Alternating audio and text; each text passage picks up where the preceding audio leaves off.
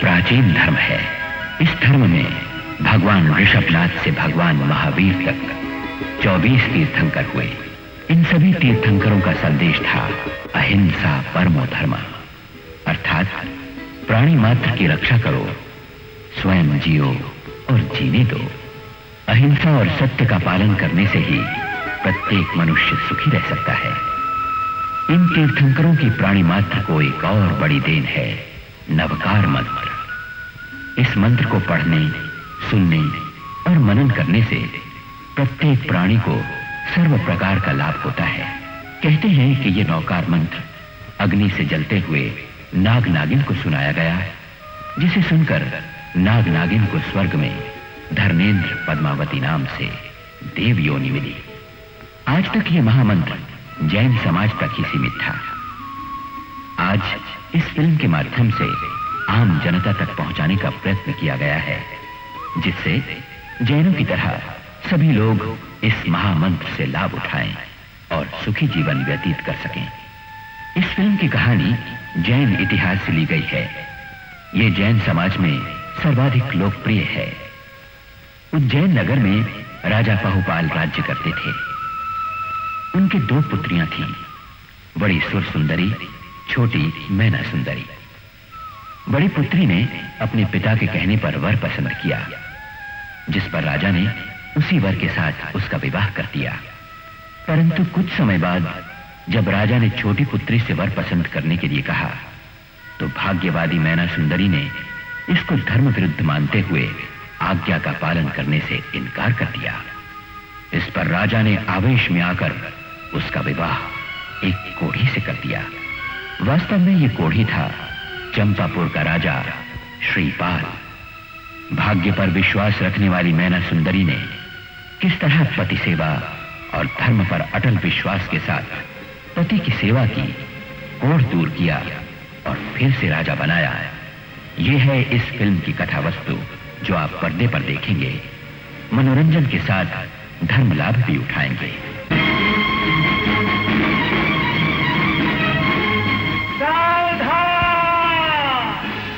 महाराजा धीराज, चक्रवर्ती सवार, कोटि भट्ट श्रीपाल, चंपापुर नरेश पधार रहे हैं। सावधान!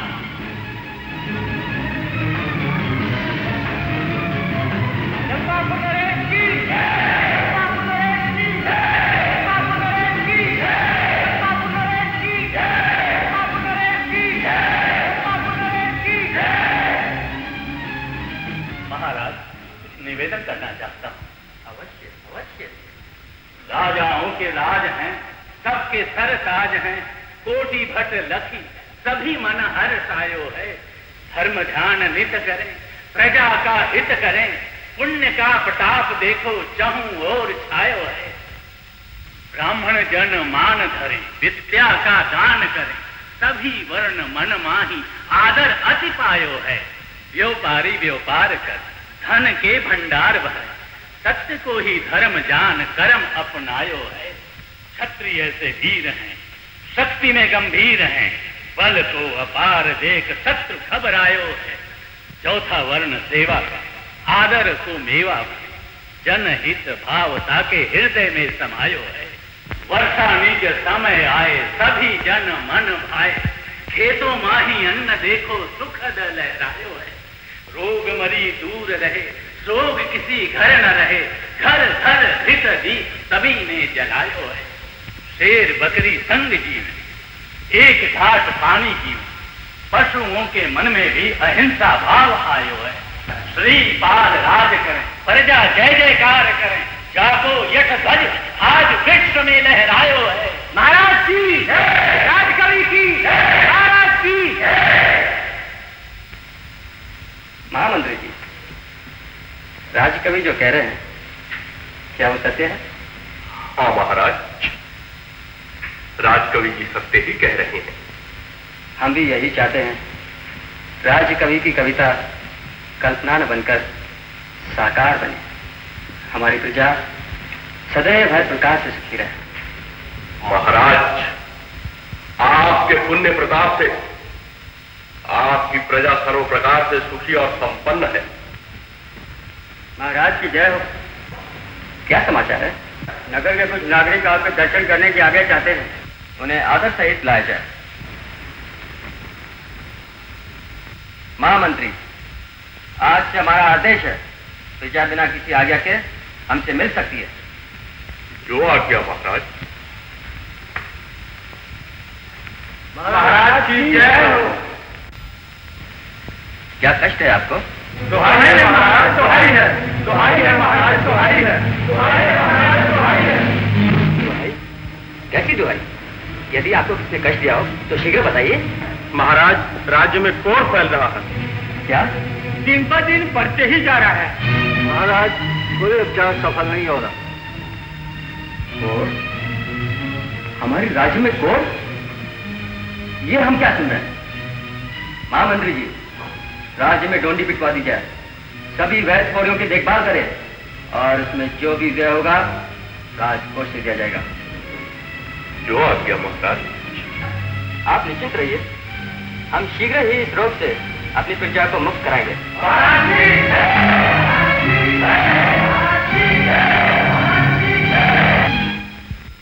भोजन तो करो। नहीं माँ, मुझे भूख नहीं। महाराज, भोजन कर लीजिए। इस प्रकार तो प्रजा का दुख दूर नहीं होगा। मेरी प्रजा रोग से दुखी रहे और मैं महल में बैठकर निश्चिंत रहूं, यह मुझसे नहीं हो सकता। रोगों का आना जाना तो लगा ही रहता है और फिर उपचार तो हो ही रहा है। महाराज की जय। क्या बात है? कुछ नागरिक आपसे मिलना चाहते हैं। उन्हें आने दिया जाए। जो आगे।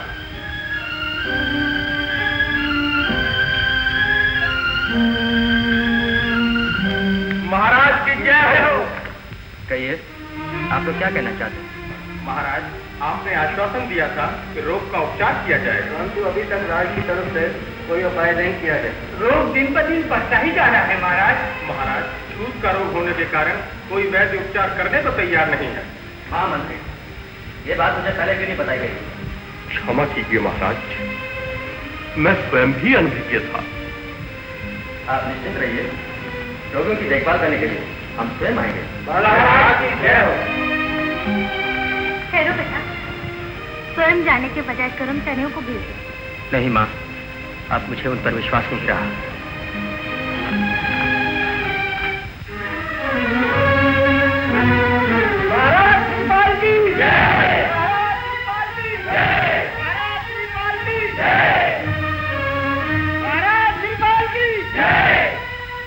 तुम लोग घबरा मत, तुम लोगों की सेवा मैं करूंगा। महाराज श्रीपाल की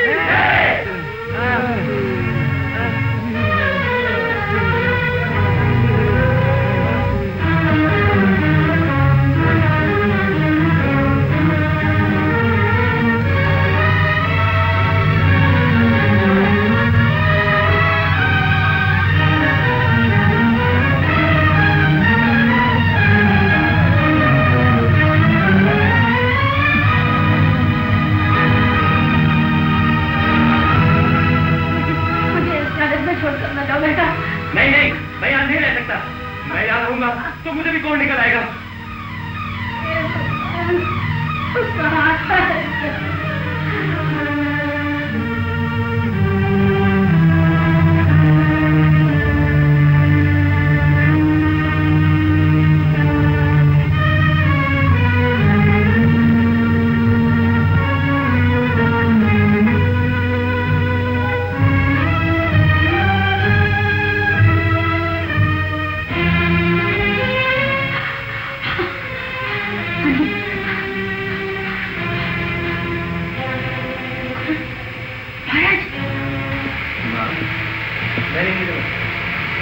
महाराज, मुझे बख्शिए, आप जाने और मेरा छुटू, मुझे बख्शिए।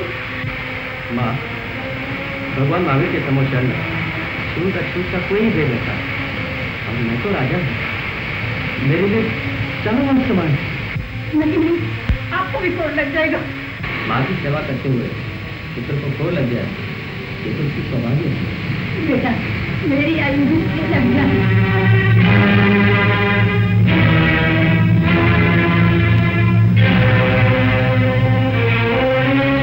खुशखबरी है महाराज। खुशखबरी? कैसी खुशखबरी? श्रीपाल को कौन हो गया महाराज? कोड़ हो गया?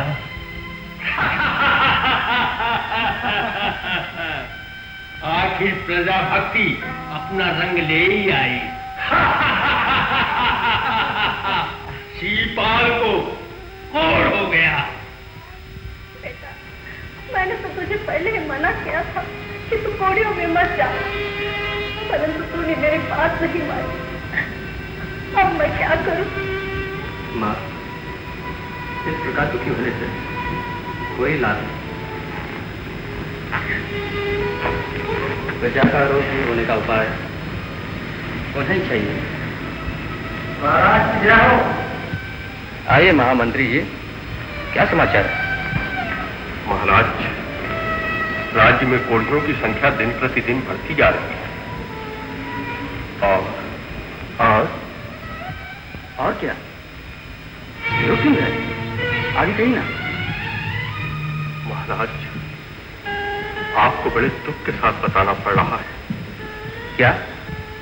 यही कि प्रजा निर्णय ले चुकी है कि राज्य में जितने भी कोड़ी हैं उन सबको देश निकाला दे दिया जाए, अन्यथा कोड़ सारे राज्य में फैल जाएगा।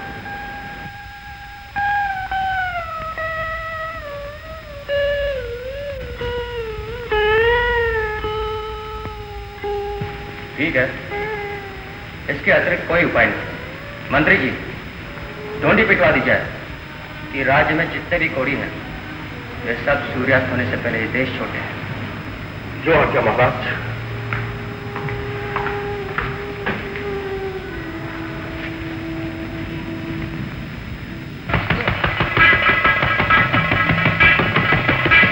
सब कोड़ियों को सूचित किया जाता है कि सूर्यास्त के पहले वो इस राज्य को छोड़ दें। ये राज आज्ञा है। महाराज की जय हो। क्यों, क्या खबर लाए? आपका आदेश का पालन कर दिया गया है। अरे पर जनता का क्या निर्णय है? बस जनता का यही निर्णय है कि कोड़ियों का देश निकाला कर दिया जाए। हाँ, कोड़ी श्रीपाल भी तो है, बहुत अच्छी। जय जिनेंद्र देव। जय जिनेंद्र देव। सर्वदा सुखी रहो बेटे। हमसे आपकी ये दशा देखी नहीं जाती। क्या करें चाचा जी, आपको मुझसे अधिक प्रेम रहा था। क्यों नहीं बेटे? इसलिए आपका दुख हो रहा है। हाँ बेटे, मेरा तो ये कहना है कि इस रोग को दूर करने का कोई उपाय क्यों नहीं ढूंढा जाए? एक ही उपाय है। क्या? देश से निकाला। देश से निकाला? ये आप क्या कह रहे हैं? हाँ चाचा जी, ये देश का नियम है कि कोई भी कोड़ी देश का राजा नहीं हो सकता। इसलिए जब तक कि मैं ठीक होकर ना हूं, आपको ये धरोहर संभालना ही होगा। ठीक है बेटा, जैसे तेरी इच्छा। तेरा ये राज्य मेरे पास धरोहर के रूप में रहेगा। जब भी आओ तो अपने इस राज्य को संभाल लेना भाई। मुझसे ये बोझ सहा नहीं जाएगा। अच्छा बेटे, खुश रह। अच्छा चाचा। क्या होगा? अब हम कहाँ जाएंगे? ये तो अन्याय है। तुम लोग चिंता न करो, मैं तुम्हारे साथ हूँ। महाराज आप लोग निश्चिंत रहिए, मैं तुम्हारे साथ हूँ। आओ, इस राज्य को छोड़कर चलते रहे।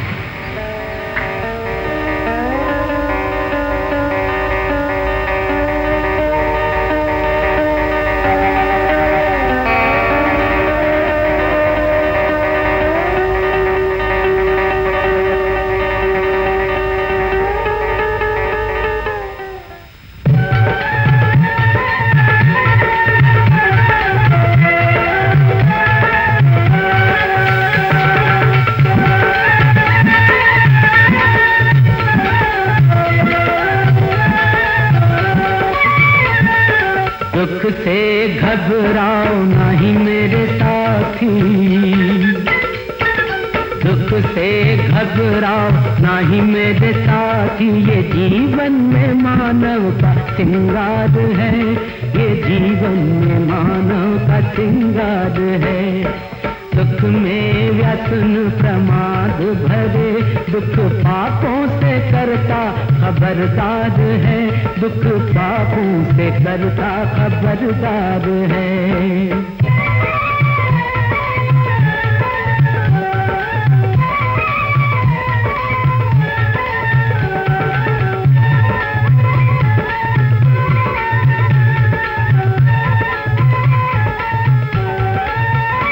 सुख से मिटता यदि ये आवागमन, तीर्थंकर नहीं तजते संसार को। सुख के साधन कभी छोड़ जाए वन में, मोक्ष पाने का दुख भी तो आधार है, मोक्ष पाने का दुख भी तो आधार है।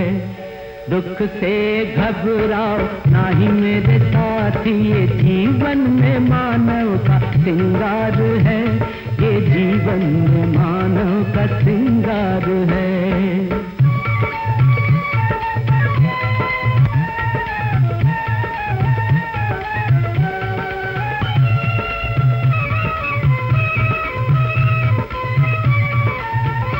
जो पुरुषार्थ से मुख मोड़े नहीं, वो दुख की कसौटी पे उतरे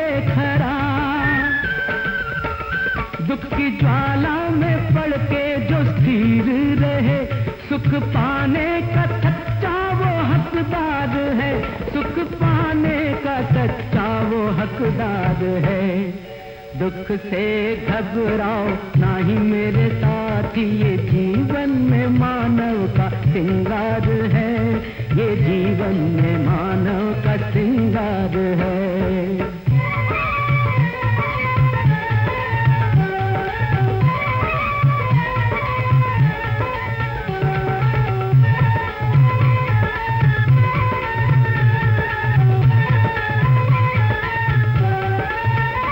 सुख में रहते हैं देखो सब ही सगे, पास आते नहीं जब दुख आ पड़े।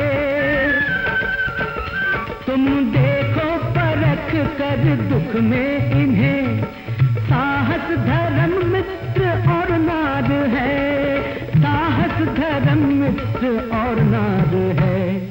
दुख से घबराओ नाही मेरे साथी, ये जीवन में मानव का श्रृंगार है, ये जीवन में मानव का श्रृंगार है।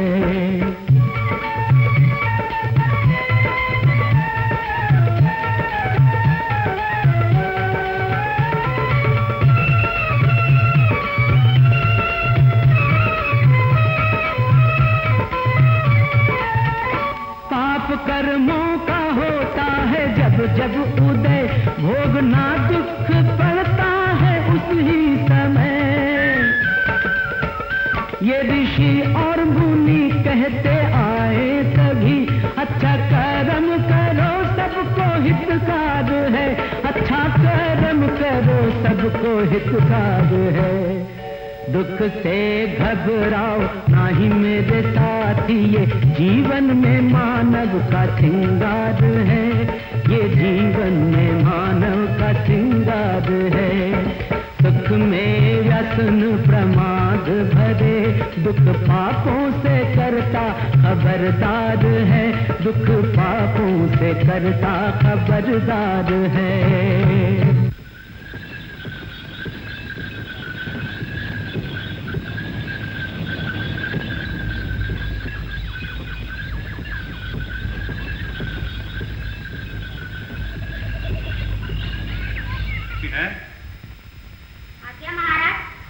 राजकुमारी मैना को आने की सूचना दो। जो आज्ञा महाराज।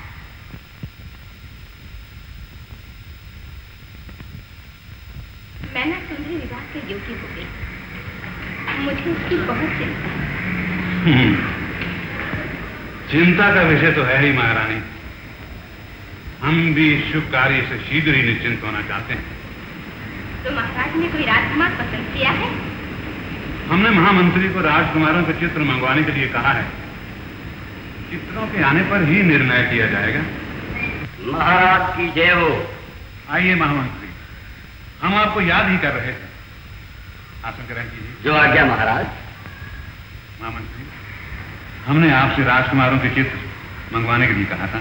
सब देशों से राजकुमारों के चित्र मंगवा लिए गए महाराज।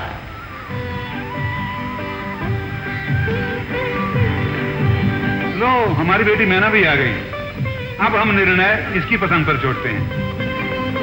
पिताजी, माताजी और महामंत्री जी को जय जिनेंद्र देव। जय जिनेंद्र देव जी। चिरंजीव। चुप चुप थियो बेटी। सुखी रहो। बैठ। आपने मुझे याद किया? हाँ बेटी, हम तुम्हारी राय जानकर ही अपने कर्तव्य से निश्चित होना चाहते हैं। आज्ञा कीजिए, आपके आदेश का सदैव पालन किया जाएगा। हमें अपनी राजा बेटी से यही आशा है। ये लो चित्र संग्रह, इसमें देश देश के प्रतापी राजकुमारों के चित्र हैं। इनमें से जिस सौभाग्यशाली को तुम पसंद करोगी उसी के साथ तुम्हारा विवाह कर दिया जाएगा।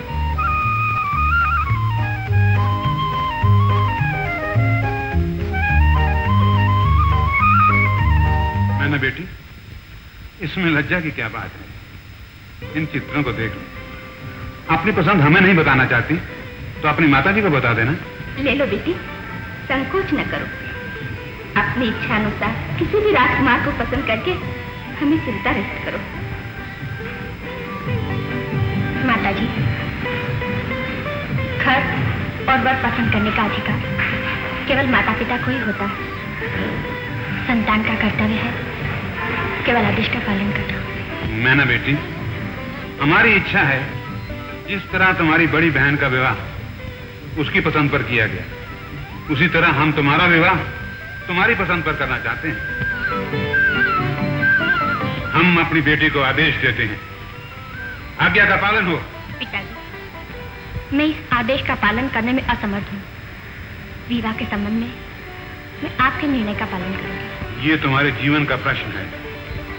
तुमने ऐसा जीवन साथी चुनना है जिससे तुम जीवन भर सुखी रह सको। पिताजी, सुख दुख तो भाग्य के अधीन है।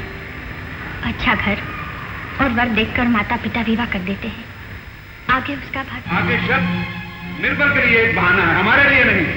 हम समर्थ हैं, शक्तिवान हैं, जो चाहे कर सकते हैं, किसी भी निर्धन को धनी बना सकते हैं। हमने तुम्हारे सुख के लिए सभी साधन जुटा रखे हैं, तुम्हें प्रसन्न रखने के लिए सभी प्रयत्न करते रहते हैं। इसमें भाग्य ने क्या किया? पूर्व जन्मों के शुभ कर्मों से आपके घर में जन्म लिया, आपका सुख मिला, प्रेम मिला, ये सब भाग्य की महिमा है। भाग्य भाग्य भाग्य, सुख हम देते हैं और तू कहती है भाग्य से मिला। कोई किसी को सुख नहीं दे सकता, सुख केवल अपने ही भाग्य से मिलता है। महाराज, इस विषय को छोड़ दिया जाए तो अच्छा है, फिर कभी विचार किया जा सकता है। महामंत्री, हम अपनी बुद्धि और पराक्रम से इतने बड़े साम्राज्य का संचालन कर रहे हैं, इसको सर्व सुख दिया और ये कह रही है भाग्य से मिला। इसमें भाग्य का क्या संबंध? महाराज का कहना सत्य है, राजकुमारी की बाल हट है, इस पर ध्यान नहीं दिया जाए तो अच्छा है। महाराज, महामंत्री जी ठीक कह रहे हैं। मैना अभी नादान है, समय आने पर स्वयं समझ जाएगी। हम ये काम चाहते हैं।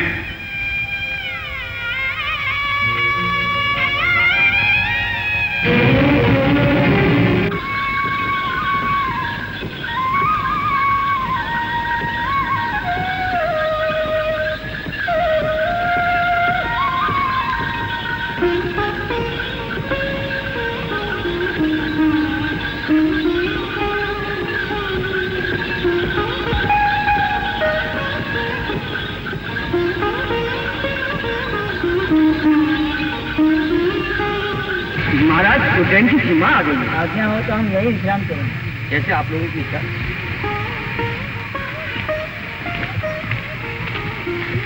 सुख केवल अपने ही भाग्य से मिलता है, सुख केवल अपने ही भाग्य से मिलता है, सुख केवल अपने ही भाग्य से मिलता है। बकवास बंद करो।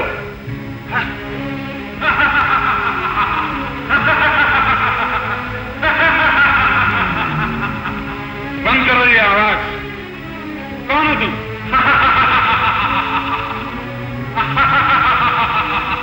तुम कौन हो? मुझे नहीं पहचाना? ठीक है, तू मुझे क्या पहचानेगा? कैसे पहचाने? जो अपने आप को नहीं पहचान सका वो मुझे क्या पहचानेगा? ध्यान से देख, मेरी ओर देख, मैं तुम्हारी आत्मा हूं। अरे मूर्ख, अपनी पुत्री से ही पराजित हो गया। एक नादान लड़की को अपने भाग्य पर इतना घमंड? चुप रहो, मैना मेरी पुत्री है, नादान और घमंडी ही सही, लेकिन है तो मेरी पुत्री। ठीक है, लेकिन तूने उसके भाग्य अंधविश्वास को मान लिया? नहीं नहीं, मैं भाग्य को मानने के लिए तैयार नहीं हूं, तैयार नहीं हूं। कोई है? आज्ञा महाराज। महारानी और मैना को उपस्थित होने का संदेश दो। आज्ञा महाराज। क्षमा कीजिए महाराज, उपस्थित होने की क्षमा चाहता हूँ। महामंत्री, हमने भाग्य के बारे में अच्छी तरह विचार कर लिया है और इस परिणाम पर पहुंचे हैं कि भाग्य कल्पना है, अंधविश्वास है।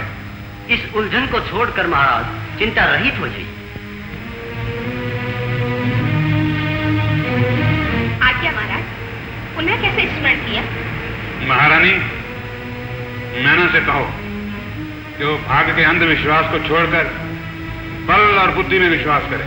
पिताजी, बुद्धि और बल भी तो भाग्य से ही मिलता है। फिर वही भाग्य। हम ये शब्द सुनना नहीं चाहते। सत्य को सत्य कहना कोई पाप तो नहीं है। हम पाप और पुण्य के चक्कर में पड़ना नहीं चाहते। महाराज की जय हो। सेनापति जी आवश्यक कार्य से मिलना चाहते हैं। उपस्थित करो।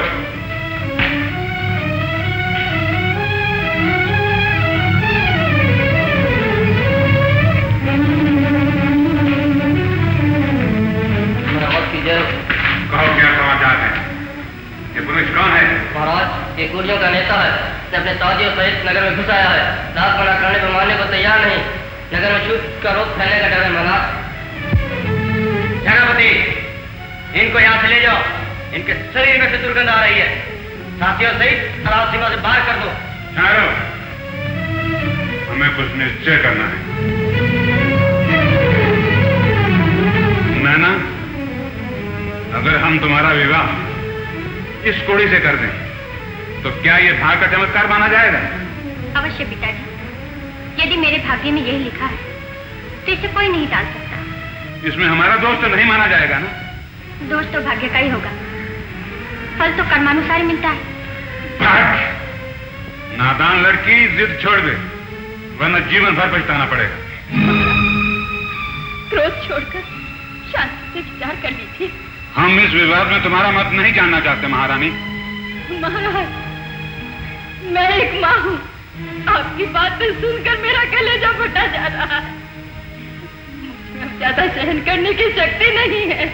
हमारा निर्णय अटल है। हम इस नादान लड़की के भाग्य की परीक्षा लेना चाहते हैं। महाराज, निर्णय पर शांति से पुण्य विचार किया जाए। राजकुमारी को समझाने के लिए कुछ समय दिया जाए। राज शासन की मर्यादा का ध्यान रखा जाए। महामंत्री, हम राज शासन की मर्यादा को अच्छी तरह जानते हैं। हमें अधिक समझाने की कोशिश न की जाए। घोड़ी, हम अपनी पुत्री का विवाह तुम्हारे साथ करना चाहते हैं। तुम्हें यह संबंध स्वीकार है? परंतु ये राजकुमारी के साथ अन्याय होगा। न्याय अन्याय करना हमारा काम है। तुम्हारा काम केवल आदेश का पालन करना है। जैसे अपनी इच्छा। क्षमा करो स्वामी, क्षमा करो।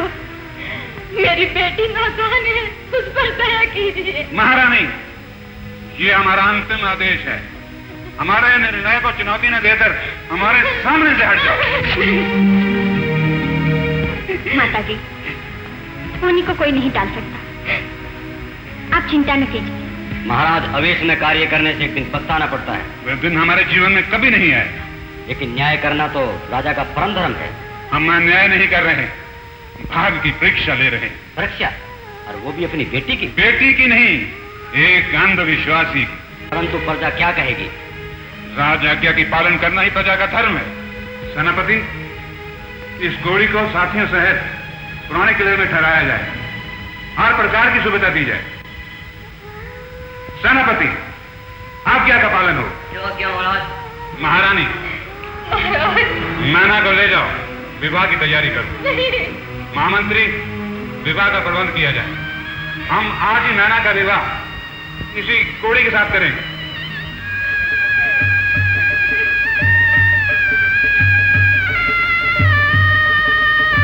आशीर्वाद दीजिए पिताजी।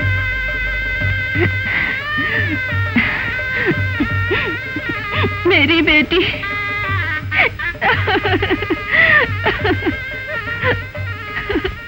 धीरज रखो माता जी, होने के सामने किसी का बस नहीं चलता। बेटी,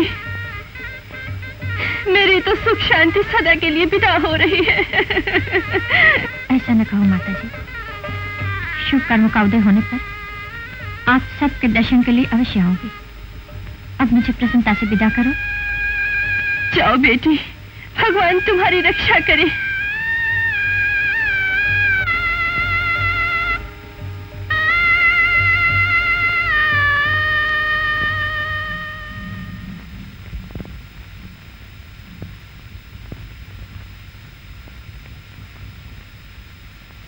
राजकुमारी, मुझे हाथ न लगाइए, मुझसे दूर रहिए। मैं कोड़ी हूं। स्वामी, अब मैं राजकुमारी नहीं, आपकी दासी हूँ। पति सेवा ही दासी का परम धर्म है। आपके पिता ने घोर अन्याय किया है। एक फूल सी राजकुमारी को कोड़ी के संग कर दिया। ये सब पूर्व कर्मों का संयोग है, इसमें किसी का कोई दोष नहीं। परंतु मैं आपके साथ अन्याय नहीं करना चाहता। कोड़ छूत का रोग है, कहीं आपको न लग जाए। मुझे चिंता न करिए। आप ये बताइए, आपको ये रोग कैसे हुआ और आप किस देश के राजकुमार हैं? एक कोड़ी को राजकुमार किस आधार पर कह रही हैं आप? मैं राजकुमारी हूँ। एक साधारण कोड़ी और राजकुमार का अंतर जानती हूँ। आप में वो सभी चिन्ह देख रही हूँ जो एक राजकुमार में पाए जाते हैं। धन्य हो राजकुमारी जी, आपने धर्म पर अटल विश्वास के साथ साथ अपनी दूरदर्शिता का भी परिचय दिया। मैं आपसे अति प्रसन्न हूँ। तब तो मैं आशा करती हूँ आप मुझे अपने जीवन की कहानी सुनाएंगे। यदि आपकी यही इच्छा है तो सुनिए। मैं चंपापुर नगर के राजा अरिदमन का पुत्र हूँ।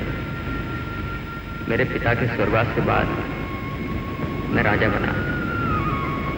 कुछ ही दिन बाद एक दिन की घटना है कि दरबार में कुछ नागरिकों ने बताया कि राज्य में कोढ़ फैल रहा है। मैं स्वयं कोढ़ों की देखभाल करने के लिए गया। वहां मुझे भी कोढ़ लग गया। चाचा को राज्य देकर कोढ़ों के साथ भ्रमता भ्रमता आपके राज्य में आ गया। आगे जो हुआ वो आप जानती ही हैं। आपकी जीवन कथा सुनकर बहुत प्रसन्नता हुई। एक कोड़ी की कथा सुनकर? एक कोड़ी की नहीं, एक प्रजा भक्त की। ये तो मेरा कर्तव्य था। कर्तव्य से ही तो महानता प्रकट होती है।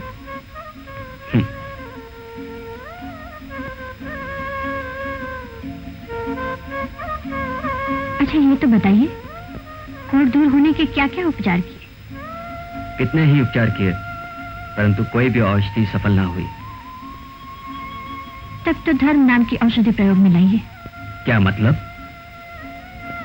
तीर्थों की वंदना की जाए, जिससे कुष्ठ रोग तो क्या, जन्म मरण के रोग भी नष्ट हो जाते हैं। आपका विचार तो बहुत ही अच्छा है। तो फिर कल ही प्रस्थान किया जाए।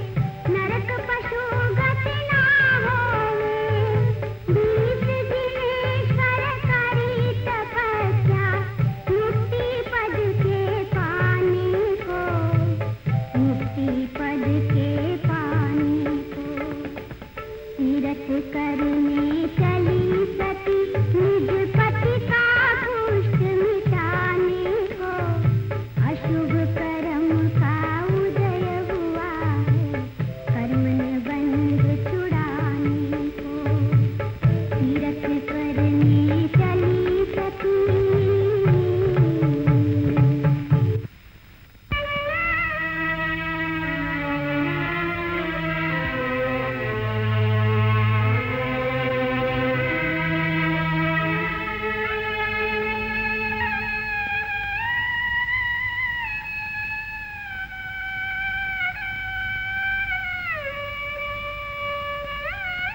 महाराज, अब मैं बहुत थक गया हूँ, विश्राम की आज्ञा दीजिए। जाओ विश्राम करो। जो आज्ञा महाराज।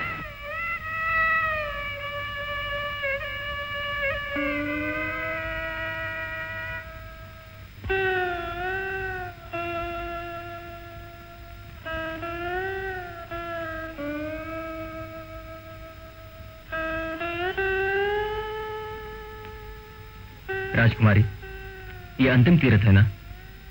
जी हाँ, ये अंतिम तीर्थ राज सम्य शिखर जी हैं। यहाँ से 20 तीर्थंकर और अनेक मुनियों ने निर्वाण प्राप्त किया है। ये सर्वोपरि पावन स्थल है। तुम सत्य कह रहे हो। अच्छा, अब आप बहुत थक गए हैं, थोड़ा विश्राम कीजिए। जी।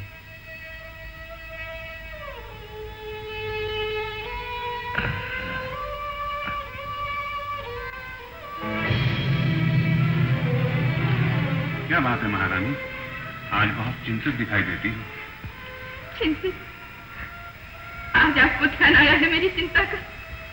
मेरी बेटी को आपने घोड़ी के साथ ब्याह दिया और आप मुझसे पूछते हैं कि चिंतित क्यों हो? बस करो महारानी, अब चुप ही हो जाओ। मैं तो पहले से ही चुप हूँ, मेरी यहाँ सुनने वाला ही कौन है?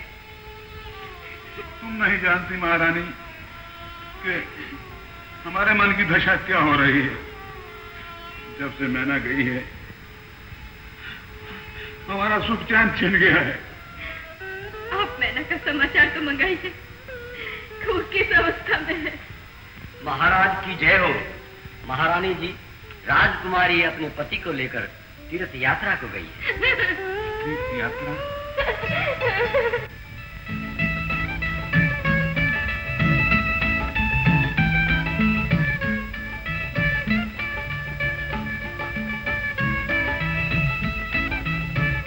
क्या सोच रहे हो? कुछ नहीं। ये लो, भोजन कर लो। मुझे भूख नहीं। अच्छा जी, सोचने सोचने में भूख भाग गई। लो, भोजन कर लो। मैंने कहा ना मुझे भूख नहीं। क्यों? मैं इस रोग से बहुत दुखी हो गया। इस नार के जीवन से तो मृत्यु अच्छी। नहीं नहीं, ऐसा न कहिए स्वामी, साहस से काम लीजिए। साहस की भी तो कोई सीमा होती है। मनुष्य दुख उठाकर ही सुख भोगता है। दुखों का सामना करना ही सबसे बड़ी परीक्षा है। परीक्षा? परीक्षा तो मैं बहुत समय से देता आ रहा हूं। अच्छा, अब छोड़िए इन बातों को, मेरी मानिए, भोजन कर लीजिए। मुझे तो ऐसा लगता है आपकी धर्म नाम की औषधि भी सफल नहीं हुई। ऐसा नहीं हो सकता, धर्म में बहुत शक्ति होती है। आप चिंता न करो। मुझे अपनी चिंता नहीं, जितनी कि आपकी। आपने मेरे लिए कितने कष्ट उठाए। आप मेरी चिंता न करो। राजकुमारी, मैं आपका एहसान इस जन्म में क्या, जन्म जन्म मांत्र तक भूल नहीं सकता, उतार नहीं सकता। मैं आप पर कोई एहसान नहीं कर रही हूँ, मैं तो अपने धर्म का पालन कर रही हूँ। लो, भोजन कर लो।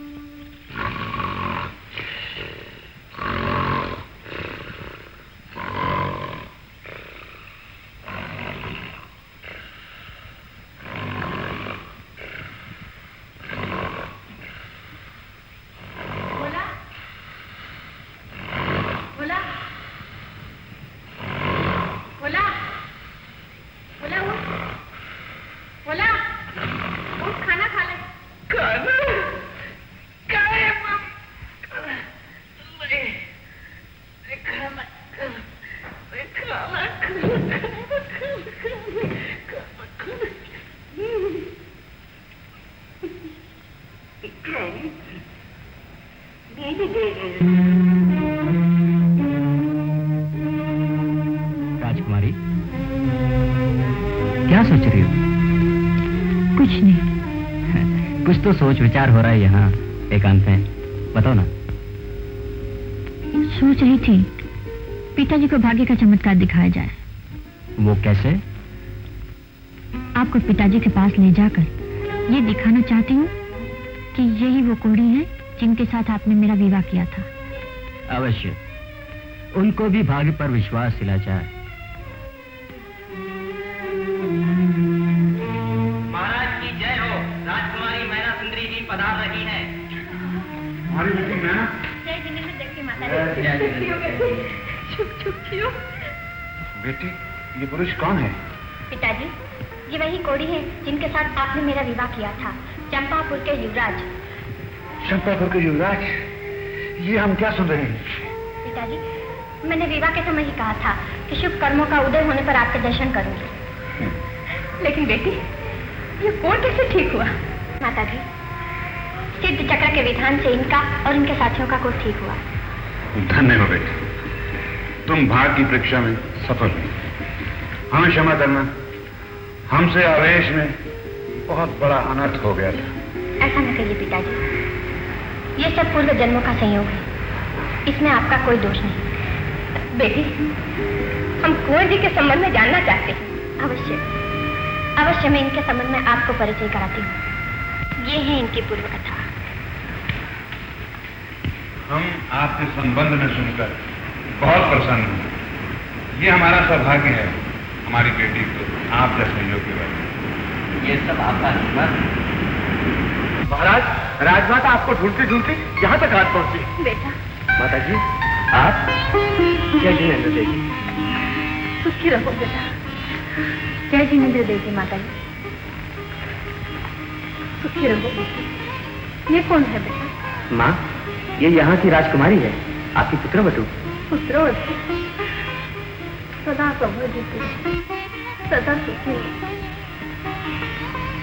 बेटा, इतनी सुंदर राजकुमारी का विवाह तुम्हारे साथ? इनके पिता की इच्छा से ही हुआ है।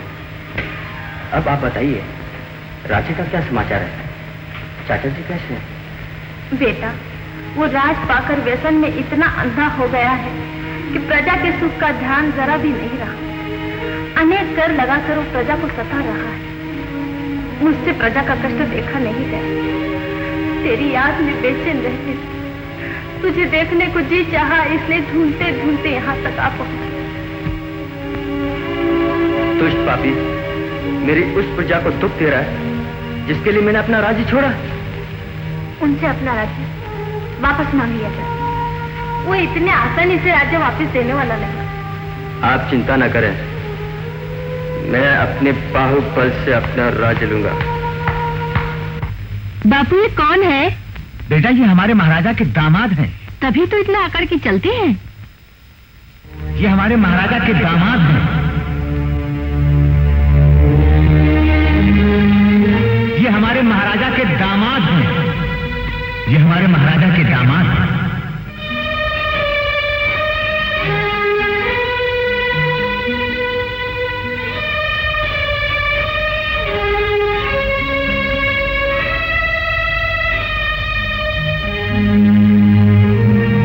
ये हमारे महाराजा के दामाद हैं। ये हमारे महाराजा के दामाद हैं। ये हमारे महाराजा के दामाद हैं। क्या बात है? नींद नहीं आ रही है क्या? नहीं।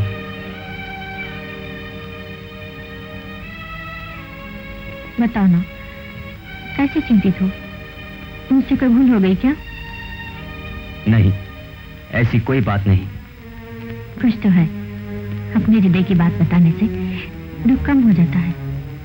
तुम्हें बताने वाली ऐसी कोई बात नहीं। मैं अर्धांगिनी हूँ, मुझसे कोई भी बात छुपानी नहीं चाहिए। बताओ ना, मैं भी आपकी चिंता में भाग ले सकूं। सुंदरी, नगरवासी मुझे राजा का दामाद कहते हैं। ये तो कोई विशेष बात नहीं। राजा के दामाद को अगर कोई राजा का दामाद कहता है तो इसमें झूठ क्या है? सुंदरी, तुम नहीं समझोगी। फिर समझाओ ना। देखो, जैसे बहन के घर भाई, बेटी के घर बाप, उसी तरह ससुर के घर दामाद को भी कुत्ता समझा जाता है। परंतु आप तो उनके घर में नहीं रहते और न ही उनके दया पर पलते हो। आपका कहना सत्य है, परंतु कोई भी मेरे देश का और मेरे पिता का नाम नहीं जानता। तब तो आप अपने देश चंपापुर चलिए, अपना राज्य वापस लेकर सुख से जीवन व्यतीत करिए। यह इतना आसान नहीं। बिना शक्ति के राज्य मिलना मुश्किल है। तो फिर शक्ति बढ़ाने का उपाय सोचिए। उपाय सोच लिया। मुझे भी तो बताइए। मैं परदेश जाऊंगा, धन कमाकर एक सेना बनाऊंगा। ये उपाय तो ठीक है। तो फिर जाने की आज्ञा दो। आज्ञा क्या, मैं भी साथ चलूंगी, आपके हर काम में सहायता करूंगी। ये मेरे लिए असंभव है। असंभव क्या, मैं अवश्य साथ चलूंगी।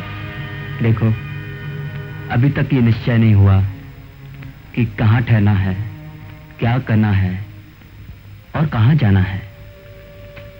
आखिर तुम ही बताओ, ये सब तुम्हारे साथ कैसे चलेगा? अच्छा ये तो बताइए, कितने समय में लौट कर आएंगे? निश्चय ही 12 वर्ष तक आ जाऊंगा। क्या कहा? 12 वर्ष? नहीं नहीं, इतने समय में अकेली नहीं रह सकती। मां सती, मुझे योग्य बनाने के लिए आपने अनेक कष्ट उठाए, अब एक और कष्ट उठा लीजिएगा। नहीं, अब मुझ में इतना सामर्थ्य नहीं जो आपका वियोग सहन कर सकूं। सुंदरी, मुझे चंपापुर का राजा बनाने के लिए ये बलिदान, ये त्याग और ये साहस आपको करना ही पड़ेगा।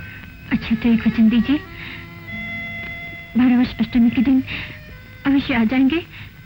मैं वचन देता हूँ।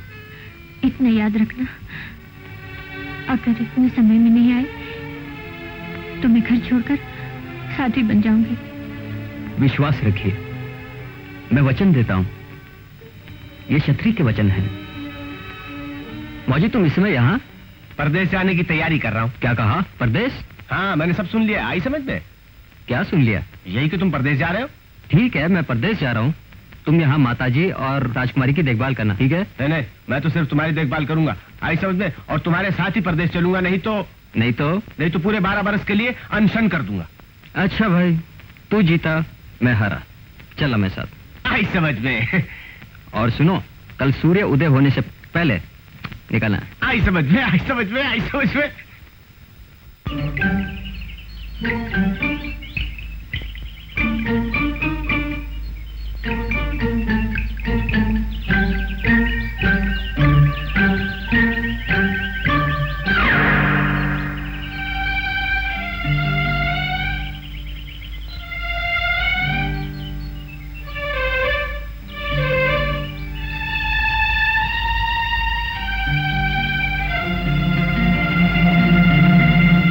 लोगों को हमारे साथ चलना होगा। क्यों? तुम्हारी बलि दी जाएगी। बलि दी जाएगी? हाँ। आई समझ में? नहीं आई समझ में। मेरे सेठ का जलयान चलते चलते रुक गया है। किसी ने बतलाया है कि पुरुष की बलि देने से वो चलेगा। अरे जैसे तुम मूर्ख वैसे तुम्हारा सेठ भी मूर्ख। क्या कहा? नहीं कुछ। अच्छा चलो, हम तुम्हारे सेठ से बात करेंगे। चलो।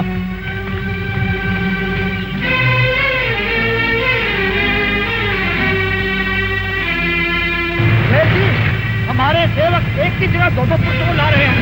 माने तो ऐसा लावा है, हमारे सेवक को ही वो लोग पकड़ लावे हैं। नहीं, सेठ जी ऐसी बात कोई नहीं है।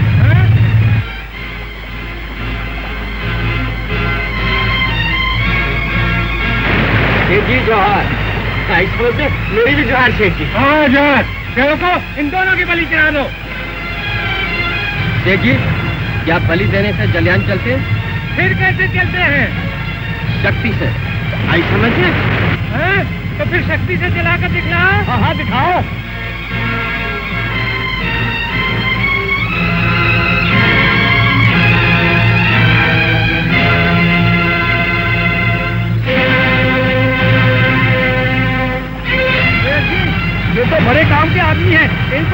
यही तो मैं भी सोच रहा हूँ। महापुरुष नौकरी करोगे? हम नौकरी नहीं करते, आई समझना।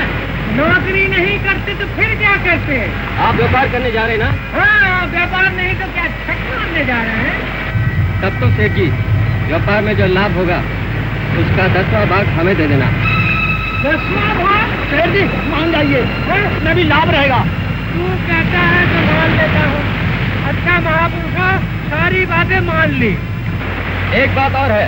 महापुरुष ये भी कह गए। सेठ जी ऐसा ना कहो, मैं तो केवल यही प्रार्थना करता हूँ, मुझे महापुरुष ने कहकर पुत्र कहूँ तो अच्छा है। भगवान ने हमारे कोई पुत्र दियो नहीं, मुझे ये संबंध स्वीकार है। आ जाओ, आओ।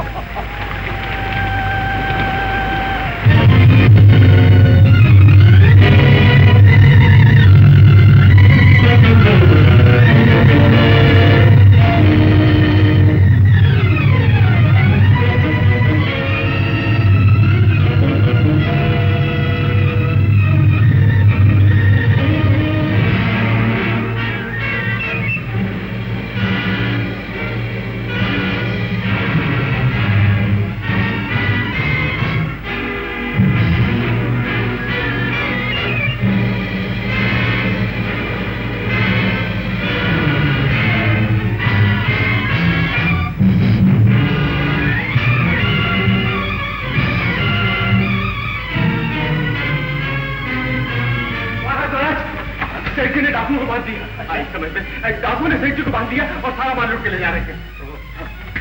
अभी देखा हूँ।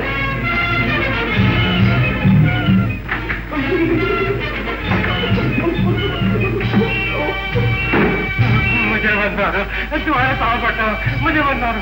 मार लो सारा धन, एक दबड़ी छूटने न पाए। अरे अरे, मारी पसीने की कमाई, भगवान मारी।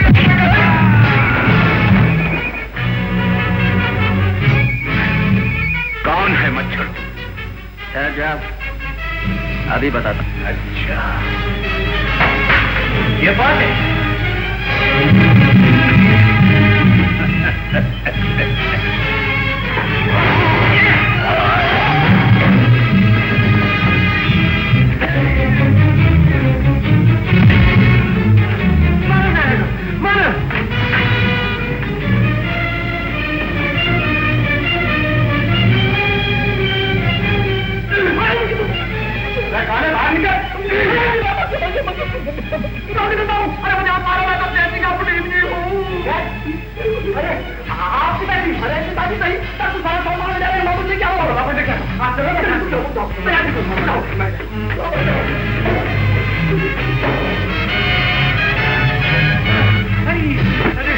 ये क्या हो रहा?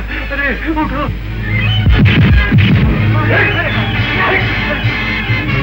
नहीं कहा, 10 साल मारने जा रहे हैं, हमको रोकिए। मैं जाके देखता हूँ, पिताजी को खोलो। जो आ गया।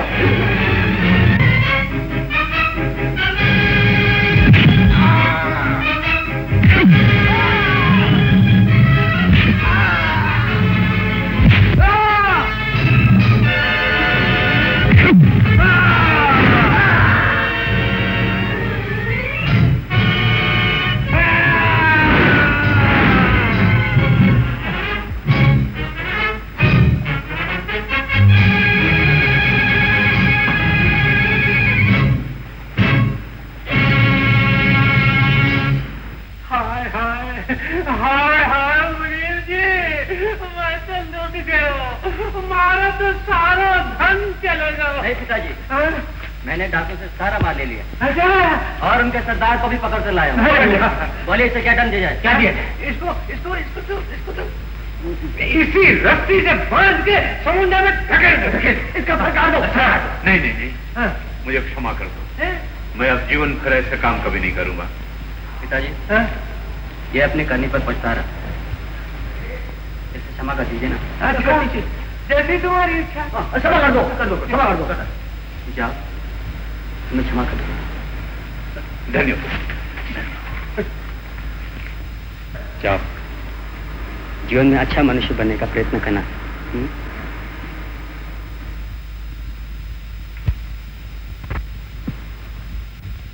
यदि आपकी आज्ञा हो तो इस राज्य में घूमा।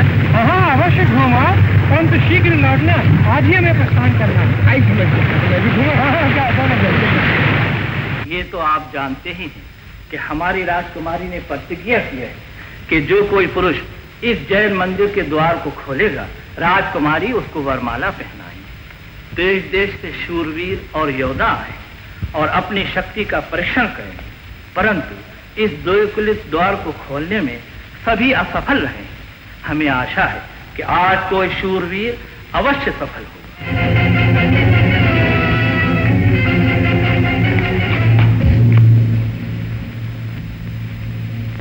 सभी राजकुमार और शूरवीर बारी बारी से अपने बल की परीक्षा कर